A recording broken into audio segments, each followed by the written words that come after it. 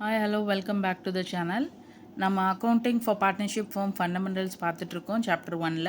அதில் first illustration இன்றைக்கி பார்க்குறோம். Amar, Karan and Charu are partners in the firm and they do not have a partnership agreement. நம்ம இதுக்கு முன்னாடி என்ன படித்தோம்? பார்ட்னர்ஷிப் டீட்னா என்ன, பார்ட்னர்ஷிப் டீடில் என்னெல்லாம் இருக்கும், பார்ட்னர்ஷிப் டீட் இல்லைன்னா நம்ம என்னெல்லாம் ஆப்சன்ஸாக இருந்துச்சுன்னா என்னெல்லாம் பண்ணணும்னு படித்தோம் இல்லையா? இப்போ அதை பேஸ் பண்ணி உங்களுக்கு ஒரு சம் கொடுத்துருக்காங்க. அதில் வந்து ஃபர்ஸ்ட் என்ன சொல்லியிருக்காங்க பார்த்தீங்கன்னா, Amar had invested more capital than other partners and ask for interest on capital at 10% per annum. Amar, Karan and Charu 3 partner இருக்காங்க இல்லையா? ஸோ இப்போ அமர் என்ன பண்ணுறாருன்னா, கரணையும் சாருவும் விட அதிகமான கேபிட்டல் வந்து இன்வெஸ்ட் பண்ணியிருக்காரு, அதனால அதிகமான இன்ட்ரெஸ்ட் கேட்குறாரு. But Karan and Charu did not agree with him. அப்போ என்ன பண்ணணுன்னா, அமர் வந்து கேபிட்டல் கொடுத்துருந்தாலும் இன்ட்ரெஸ்ட் ஆன் கேபிட்டல் இவ்வளோ பர்சன்டேஜ் இவருக்கு கொடுக்கலான்னு சொல்லி அக்ரிமெண்ட்டில் இருந்தால் மட்டும்தான் நம்ம என்ன பண்ணுவோம், கொடுப்போம், இல்லைனா கொடுக்க மாட்டோம். அப்போ அமர் வந்து what he is asking is wrong, Karan and Charu is right. Okay, they are not agreeing. கரெக்டாக? செகண்ட் ஒன் பார்த்தீங்கன்னா, Karan devotes more time in handling the business and demand a salary of rupee 5,000 per month. But Amar and Charu did not agree with him. Correct தானே? அவன் என்ன கேட்குறான், நான் வந்து ரொம்ப நேரமாக வந்து பிஸ்னஸில் இருக்கேன், உங்களோட அதிகமான நேரம் நான் பிஸ்னஸுக்கு செலவு பண்ணுறேன், அப்போ எனக்கு மந்த்லி சேலரியாக 5,000 கொடுங்கன்னு சொல்கிறார். பட் அதுவும் எங்கே இருக்கணும், ரெமுனரேஷன் அக்ரிமெண்ட்டில் இருந்திருந்தால் தான் நம்ம என்ன பண்ணுவோம், கொடுப்போம், இல்லைனா கொடுக்க மாட்டோம். Right? And then Charu demand interest on loan of 50,000 given by her at 12% per annum. So Charu என்ன பண்ணுறாங்க, லோன் கொடுத்துருக்காங்க கம்பெனிக்கு, கொடுத்துட்டு 12% per annum இன்ட்ரெஸ்ட் கேட்குறாங்க. ஆனால் அக்ரிமெண்ட் இல்லைன்னா எவ்வளோ பர்சன்டேஜ் கொடுக்கணும், நம்ம 6% தான் கொடுக்கணும். Okay, so Amar withdraw 10,000 from the firm for his personal use. Karan and Charu demand interest on drawings by charging him 10% per annum, to which Amar objects. Okay, Amar வந்து என்ன பண்ணியிருக்காரு, வித்ட்ரா பண்ணியிருக்காரு, ஆனால் அக்ரிமெண்ட்டில் எதுவுமே மென்ஷன் பண்ணலை.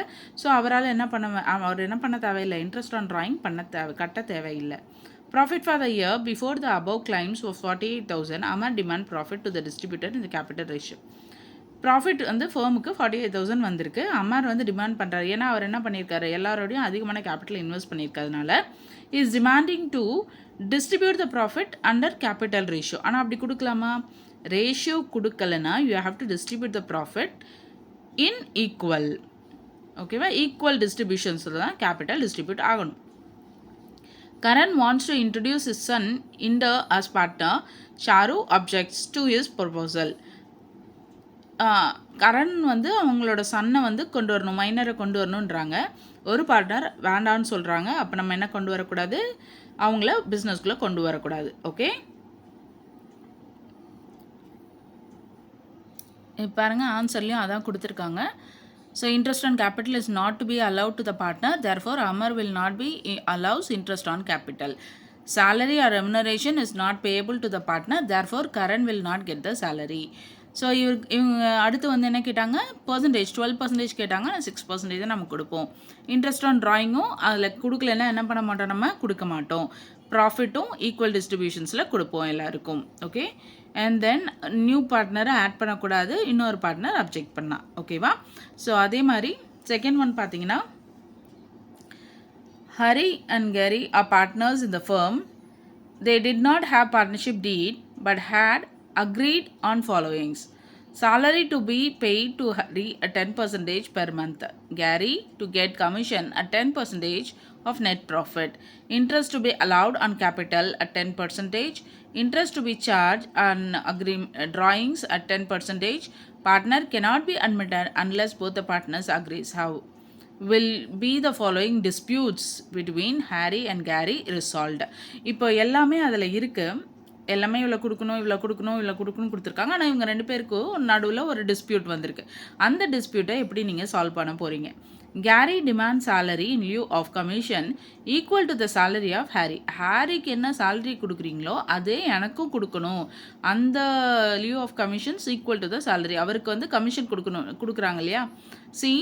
மேலே பாருங்கள், first one salary to the Harry வந்து 10,000 கொடுக்குறாங்க பெர் மந்த். 10,000 into 12 பார்த்தீங்கன்னா 1,20,000 அவருக்கு போகும். நம்ம கேரி வந்து என்ன கேட்குறாருன்னா கமிஷன் வந்து கேட்குறாரு. நெட் ப்ராஃபிட்டில் எவ்வளோ வருதோ அதுலேருந்து தான் 10% அவருக்கு கமிஷன் கொடுக்க முடியும். பட் ஆனால் அவர் என்ன கேட்குறாருன்னா அவனுக்கு சேலரி எவ்வளோ கொடுக்குறீங்களோ அதே அளவு எனக்கும் கொடுங்கன்னு கேட்குறாங்க. ஓகே, அப்போ நம்ம என்ன பண்ணணும்? So the demand of Gary to be paid salary equal to the salary of Harry is not valid in the view of agreement of payment of commission to Harry alone.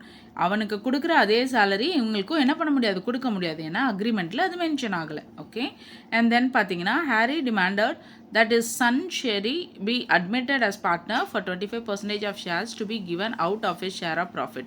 Gary did not agree to Sherry admit as partner. So இன்னொரு partner agreement கொடுக்கலன்னா, agree பண்ணலைன்னா என்ன பண்ணக்கூடாது, இன்னொருத்தரை சேர்க்கக்கூடாது. Next change against profit and appropriation of profit. Okay, sorry, charge against profit and appropriation of profit. Charge against profit means that it is an expense for the firm and it is paid whether the firm earns profit or incur loss. இப்போ நம்ம ப்ராஃபிட்லேருந்து charge பண்ணுறோன்னு வச்சுக்கோங்களேன் ஒரு விஷயத்தை, அதாவது இப்போ சேலரியோ இல்லை வேறு எதுவோ அந்த ப்ராஃபிட்லேருந்து எடுக்கிறோம் அப்படின்னா கம்பெனிக்கு ப்ராஃபிட் வந்திருக்கோ இல்லையோ, ஆனால் நம்ம என்ன கொடுத்தாகணும், சார்ஜ் கொடுத்தாகணும். Okay, interest on loan by the partner and rent payable to the partner are charged against profit and payable whether the firm earns profit or incurs loss. அப்போ லோன் வந்து நம்ம கண்டிப்பாக கொடுத்தானே ஆகணும். பார்ட்னர்கிட்ட வாங்கியிருந்தோம்னா 6% கொடுக்கணும். அதே மாதிரி அவரோட ப்ராப்பர்ட்டி எதாவது நம்ம யூஸ் பண்ணோன்னா கண்டிப்பாக அவருக்கு ரெண்ட்டு கொடுத்தாகணும்.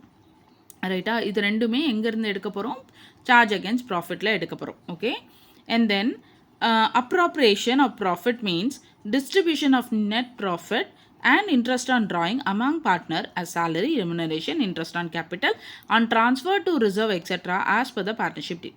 அப்ராப்ரியேஷன் அப்படிங்கிறது என்னன்னு பார்த்தீங்கன்னா, இப்போ நெட் ப்ராஃபிட் நம்ம கண்டுபிடிச்சோம் இல்லையா போன வருஷம், அந்த நெட் ப்ராஃபிட் வந்து கம்பெனியோட ப்ராஃபிட். ரைட்டா? கம்பெனியோட ப்ராஃபிட். இங்கே பார்க்குறது நம்ம பார்ட்னர்ஷிப். ஒரு ப்ராஃபிட் வந்ததுன்னா அந்த ப்ராஃபிட்டை பார்ட்னர்ஸ்க்கு டிஸ்ட்ரிபியூட் பண்ணி கொடுக்கணும். அந்த டிஸ்ட்ரிபியூஷன் எங்கே நடக்குது அப்படிங்கிறதான் வந்து அப்ராப்ரியேஷனில் நம்ம காட்டுவோம். ஓகேவா? அதுலேயே சேஞ்ச் அண்ட் எக்ஸ்பென்ஸ் அந்த சார்ஜஸ் அப்படின்றது வந்து எதுனா an expense and the debit to profit and loss account where the firm earns profit or incur loss. Appropriation distributing the net profit for the year as per the partnership deed. Partnership deedல என்ன மாதிரி பார்ட்னருக்கு distribute பண்ணி கொடுக்கணும்னு இருக்காங்களோ அந்த எல்லாம் நம்ம distribute பண்ணி கொடுக்க போகிறோம். ஓகே ஓகே, ஸோ இன்னைக்கு வீடியோவில் அவ்வளோதான். நெக்ஸ்ட் வீடியோவில் we will go with interest on loan by partners and loan by firm to the partners. Thank you.